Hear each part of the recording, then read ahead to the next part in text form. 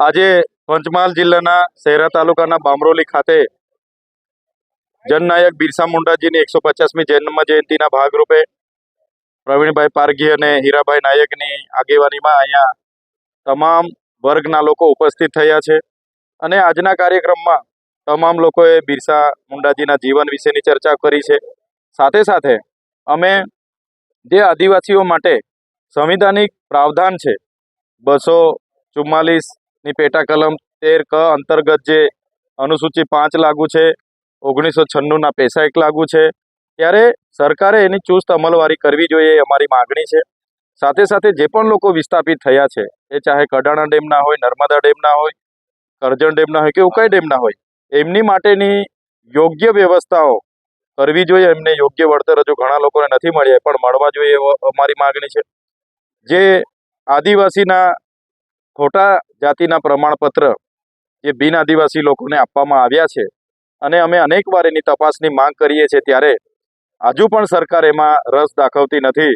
ત્યારે એવા ઘણા લોકો નોકરીઓમાં પણ આજે લાખોની સંખ્યામાં ઘૂસેલા છે, ડીવાયએસપી કક્ષા સુધી પહોંચી ગયેલા છે.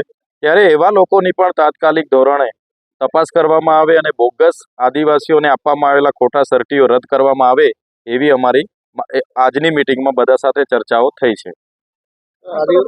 આદિવાસી ડ્રેસને લઈને જી, આદિવાસી પહેરવેશને લઈને શું કહેવું? આદિવાસીની જે મૂળ કલ્ચર હતું એના પર આજે સાંસ્કૃતિક અતિક્રમણ થયું છે. અમારા રીત રિવાજો, પરંપરા, રૂઢિપ્રથા, પૂજા વિધિ હોય, લગ્ન વિધિ હોય, જન્મ વિધિ હોય, એ આખું બદલાઈ ગયું છે. જેથી અમારે હવે આદિવાસી તરીકે પોતાનો પુરવાર કરવું હોય તો આજે અમે પુરવાર નથી કરી શકતા.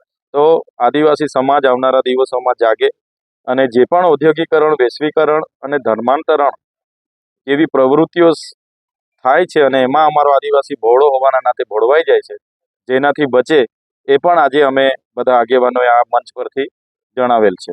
આગામી સમયમાં સ્થાનિક સ્વરાજની ચૂંટણી આવવાની છે, એને લઈને આપની પાર્ટી કેટલી સક્રિય છે? આજે અમારું આ સંમેલન સંગઠનના લોકો સાથે સામાજિક સંમેલન હતું. આવનારા દિવસોમાં ચૂંટણીઓ જાહેર થશે ત્યારે બીજી રાજકીય મિટિંગો થશે અને ત્યારે બધા સાથે રહીને અમે નક્કી કરીશું.